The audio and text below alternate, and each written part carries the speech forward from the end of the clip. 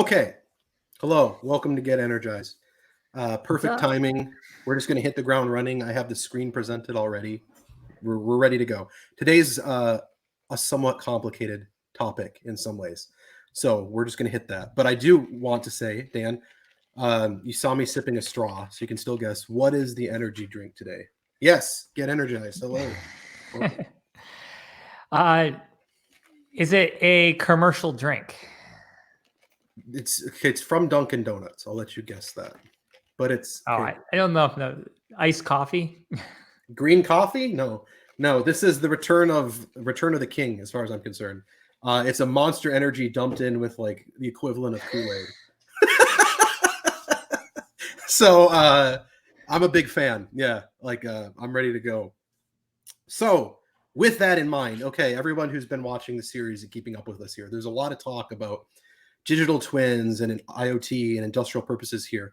And so today we're going to go into that deeper and at kind of a left turn is what most people think of when we talk about Twinmaker, because we're going to talk about something called a knowledge graph. And get ready, because it's discrete mathematics. It'll be fun. I mean, everyone uses digital twins or wants to use digital twins, but this is where you get the information from the digital twin to actually make sense of what it is and actually use the information for more efficiencies in everything you're doing. Yep. Because the question typically is like, cool, I made a 3D object. And we're talking about a building today because most people can kind of just think of a building and make sense of buildings, right? That's what we will do. But, often you 3D modeled it, you have it there, you have a data source, but what do I do with it? Like, how do I make sense of this? I'm not I'm not logging into it. I'm not a graphic designer, a 3D modeler. Where do I get the data? And that's where knowledge graph, which is relatively new and mostly unknown to people, is really worth talking about today. So that's what we like to do. We like to dig into pretty deep topics that are very valuable and you might not be aware of it. So that's what we're going to do today. In terms of the IoT Twinmaker spot, I'm just going to drop in a link if you want to look. And then as we go along, I'm going to give you many more links so you can keep up. Today's demo, conceptually, you might not be used to it. It might not be material you've heard of in terms of graph theory or databases. It's totally fine. I encourage you to keep up, take a look at the lab afterwards. It's actually a very easy lab to complete. Conceptually, if you're not used to it, might take a little bit of time, but when it clicks, you'll really see the power. So, okay. It's a really good lab to do. So please go to the lab and do the lab. This will be really helpful for you in the future. Exactly. So you have that. Okay. Here's your link. You click the tutorial. It'll take you to the traditional tutorial if you want to come into this. That's been up for a bit. And this, you can see, has some pretty cool stuff like 3D buildings and images, all the relationships that exist in here. But what we will do instead is look at this tiny part you might not think about, which is Twinmaker Knowledge Graph, and look at the workshop that is published and available for you right now in there. So by doing that, this would be something just an announcement to look at, just to understand it here. And it's relatively new, right? November of last year. You have digital twins and you make them. You need to understand what you can do with it, what data you take out of it, and how powerful it is, right? That's kind of the net takeaway that we have here. So great. We made this 3D model. It's really cool. Took a lot of effort. It's a great representation of, in this case, a building we have. What do I do with it now? Right? And that's the answer. You'll get the answer out of this here as well. Use Particule, kind of like SQL, to dig in and make sense of this and see the relationships and even change things as you readjust and redefine your digital twin. Okay, before we go deeper, I will do a couple things here. I will link the GitHub here. Okay, so this is, again, if you want to look at a really broad, even bigger digital twin example, use that. If you want to follow along up top, it will be this workshop that I will link to in 1 second, or you can just click it. It's right there. Are you going to teach a mathematics course too? We're not going to do math, but I will show you a summary just so you can keep up and understand what we're looking at, right? And I promise it's not as bad as it seems, okay? But it's definitely not. I'm just joking. Yeah, but again, it's okay if it doesn't quite click at first. It will when you see it. What we're going to talk about is graph theory in a little bit here and the core concepts in that. And in the knowledge graph, Node. Okay, so Node will define what this is when you look at this here.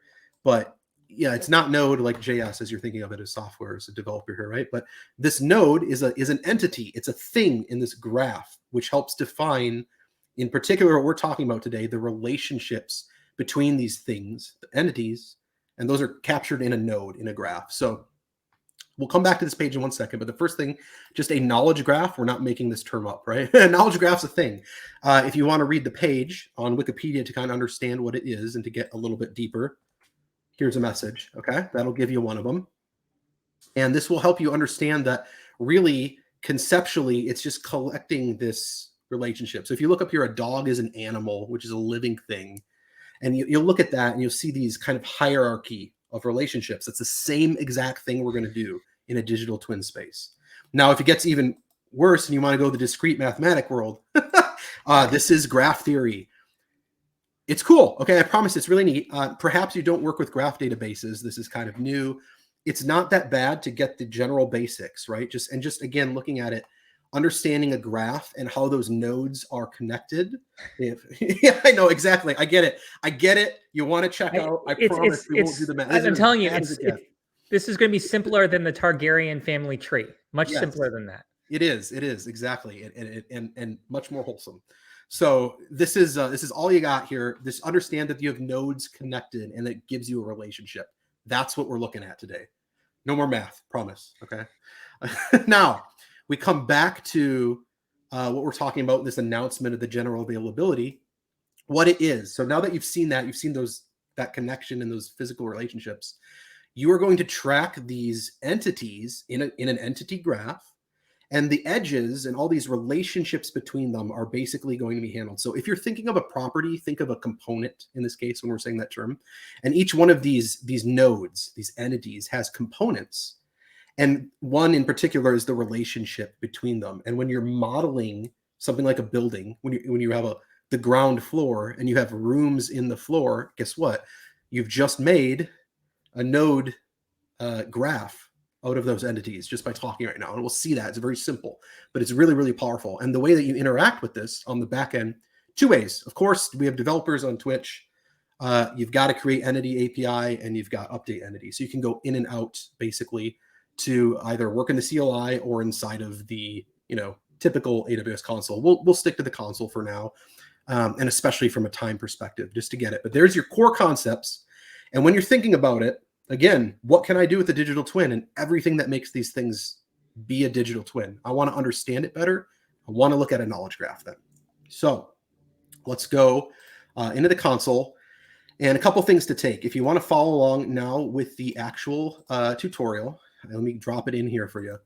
I really do encourage, we've done some workshops and shown some in the past that are bigger. This is pretty simple to do and follow along, and it will make a lot of things click. So here it is. In a perfect world, you're in US East 1 or Ireland to run this thing, because those are the only availabilities for this workshop right now. But you click next. And, when we're looking and we're showing you that graph, this is your takeaway, right? When we think about these here, the numbers basically represent how many of these are here. And those circles are the nodes in the graph. And you can see the relationships between them, right? So in this particular case, one building has 5 floors in it, and those floors are the location of the building. And on those floors, there's 25 rooms, which are locations of a floor. And you can see how all this relates. And the bottom part is an HVAC system, which is something you might model and use to understand in a smart building how you're controlling energy, what the flow is, if things are going to work. Think of how it's sort of a map. Think of how you're mapping. If you had an HVAC system in one room, you would say, this is in this room, it's on this floor in this building. So you're just backing it out to where you need to go. And that's all it is. That's the simplest way to think of this, right? And so in this case, it says it takes an hour. It'll take you even less, I promise. And it will make things click. So it's a good one to do. First, of course, there's a couple things. It's optional to stand up a Cloud9 if you want to work with a clean environment and with a CLI. I encourage you to do this and run it. There's a minor change. You will run this script and basically increase what's available to your Cloud9 environment. And then you're basically ready to go. So when you run this here, what happens next is you get a smart building setup, which we were looking at, right? And you'll get over 200 entities, which is a lot of entities, okay? And again, keep in mind, that's because this map has many different things. Conceptually, this is the graph of relationships, but it's made up of many different things. So I'm a human, right? I'm not a computer. And if I'm looking at this conceptually, but if I were to open and pull up these relationships to make sense of it, there'd be hundreds of entities. I can't easily process that, right? So I want to be able to actually query, which we'll do with Particle, and then understand it. Right? So that's the concept.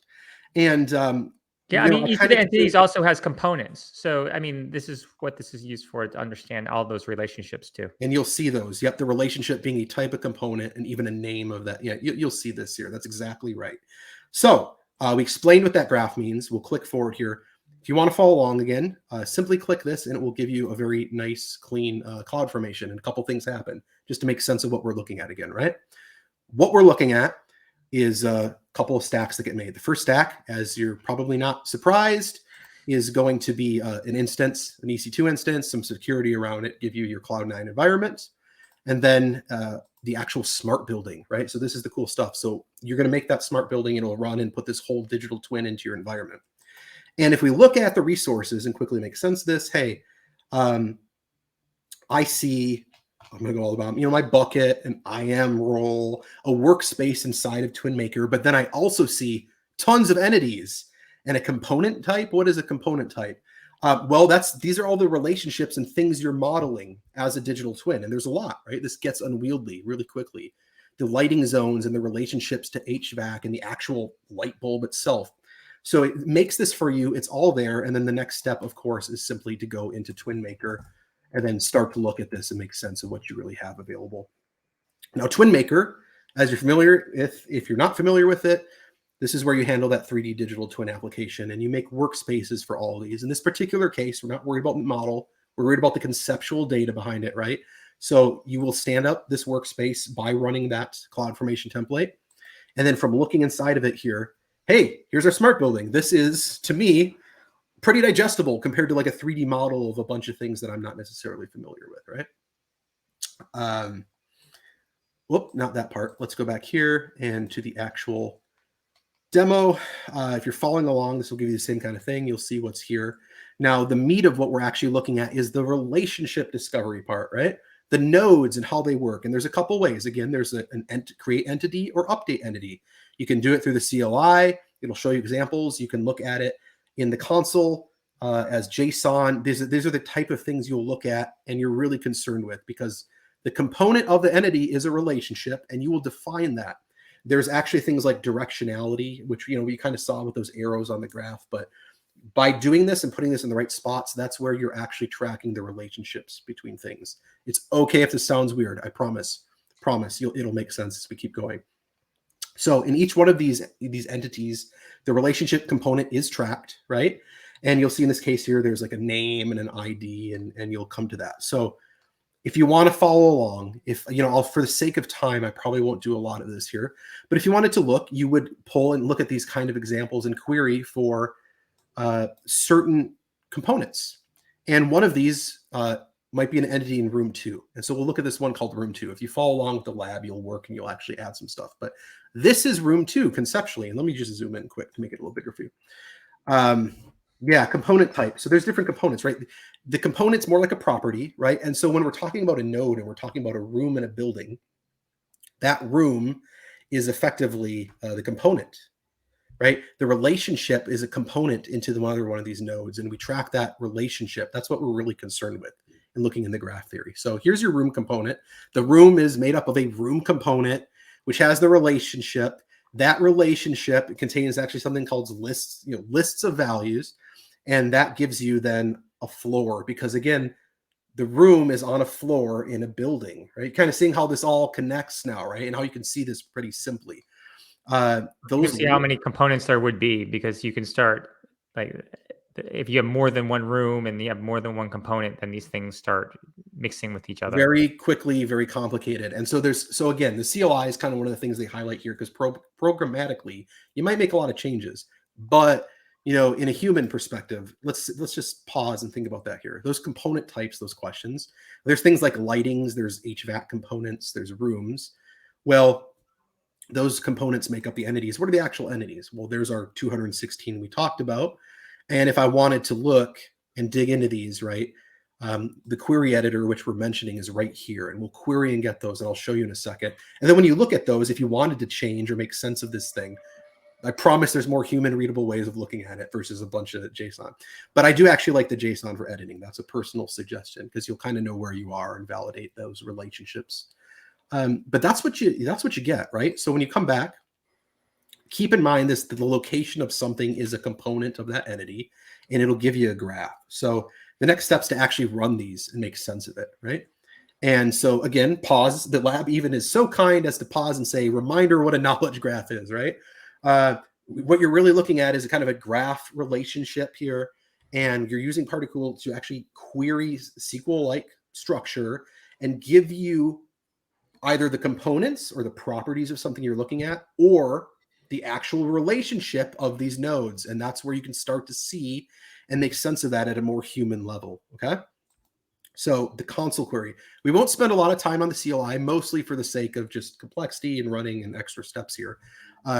It's easy to demonstrate in the console. So by looking at that, here's your query editor, right? And here's like one example of what you might do, which is just run, give me the rooms, right?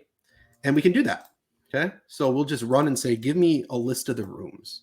And you can do that. And it comes back with, because we're selecting the entity's name, where the entity name is like a room, we will get the component, kind of what you would think of as a property, which is just an entity name showing, hey, these are the rooms and these are the names available in this digital twin. Nice, but not necessarily super valuable yet, right?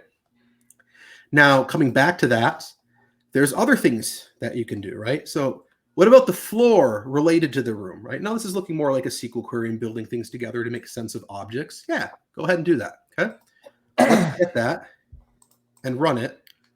And yours would look different because right now, before you run this lab, room 2 is only associated to the one floor. But in this particular case, I said, hey, where the entity name is room 2, and you'll notice this looks a little different than traditional SQL. It's because we're working with entities in a graph relationship again, right?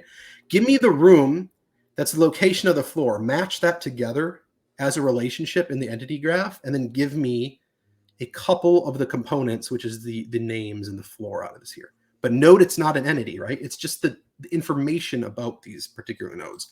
So if I go to a graph, it says there's nothing to display. That actually makes sense, okay? Because all we're getting right now is data about things, right? Just what each room and floor relationship is. Kind of classic data analysis modeling. If we go further and we start to visualize, so why can we visualize? And this is, again, the thing. You know, we're humans. We need to collect information differently than a machine does, all right? And now we're going to take this particular query and put it in and run it. And I get a visual graph this time. If I scroll down, well, look at this. So this time I'm getting nodes, which is a room 2, and that it's a location of floor 1 and a location of floor 0. Didn't I just do that and to show it? No, because I was querying the component properties, basically, just properties of these entities. This time we queried for the entities and the relationship of them, because this time we're selecting the floor, the room, the actual entity graph, rather than just details about those. So in this particular case, this is where you get to model out the relationships. Just think about it. If you had a massive plant, refinery, something like this, right? You had all these components. You didn't understand what connected, related to each other, where these were. You could query something saying like, hey, I know that I need to know details about the floor operations in one of the refinery sites, these places. You can take that down and then find the relationships of all those components together and model visually what that means to you. And then once you have a visual model, say, oh, okay, well, I need a subset of that and I need to collect some more traditional information, which is basically what we did in steps above of just querying details like I would in a normal table coming back in a SQL query, right? So it's extremely powerful. It's a way. I mean, without this, you wouldn't have the relationships. Yeah. Like that, you would just have your model. Yep. And that's just not enough in a lot of these circumstances. No, you're not going to be making sense of a lot of, again, how many of us are going to dive into a 3D model built of a place? I hope your company's nice and gives you good laptops. Most of the time, I don't think you're getting anything as amazing enough to get 3D modeling up and running and doing whatever with it, right? That's for my gaming rig behind me for that kind of thing, right? So again, this is just to make data, to do it quickly, to not have to deal with the interfaces, to make sense and combine what you're actually working with.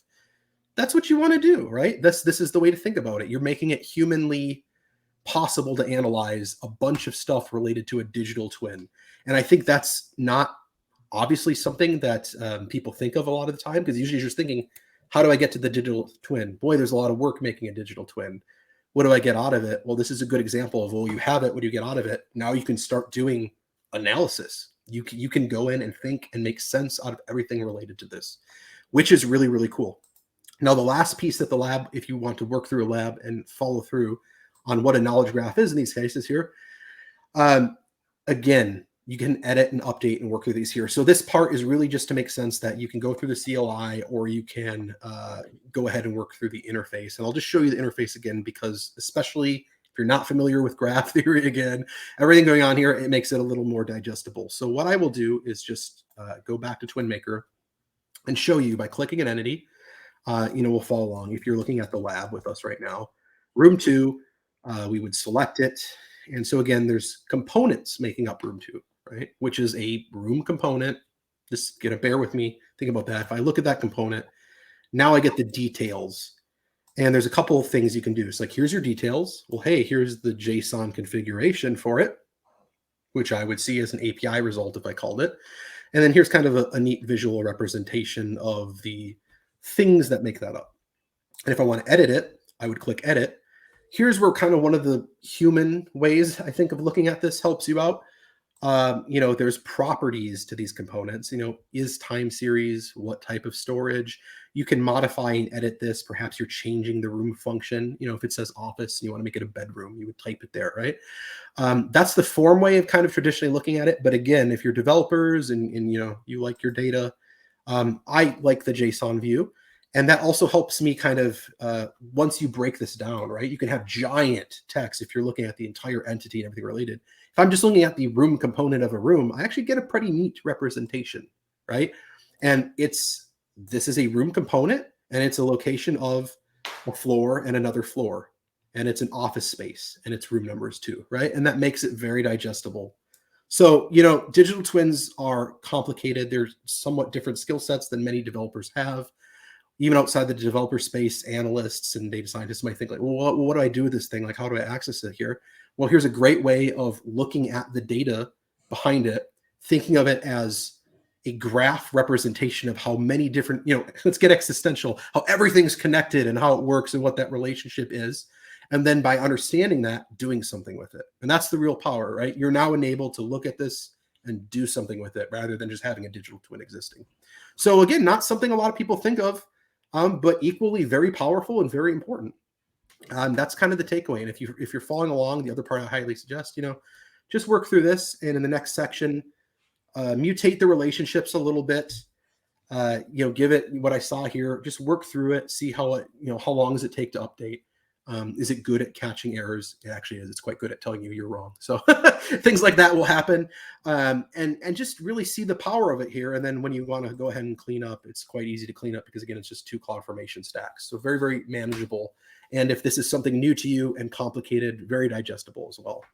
So another kind of hidden gem inside of AWS and inside of some very cool things that are kind of changing the world as is. And so having a digital twin that you can process and take data out of and then spit into some sort of AI model, it's all there for you. And a knowledge graph really helps because these relationships and how things work together are not really digestible most of the time. And ideally, looking and seeing what it's like just enables you to go a lot further. So that's really all I got.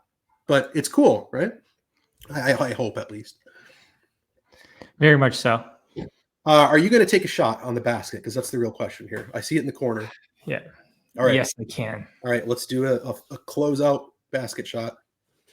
It's off camera. Thank you, everybody. Yeah. Okay. I only saw about 1/4 of it, but I believe it went through. So that's awesome. That's as good. That's good for me. Congratulations. All right. That's all from us for now. As usual, somewhat chatty today, not that much, but feel free to send us asks if you want follow-up content, anything like that. But again, highly encourage you to look at the power of graph relationships, just in general, understand that, and then look at what you can do in Twinmaker. So we're going to sign off and wish all of you a very nice Thursday, but we're going to disappear. So take care. Bye.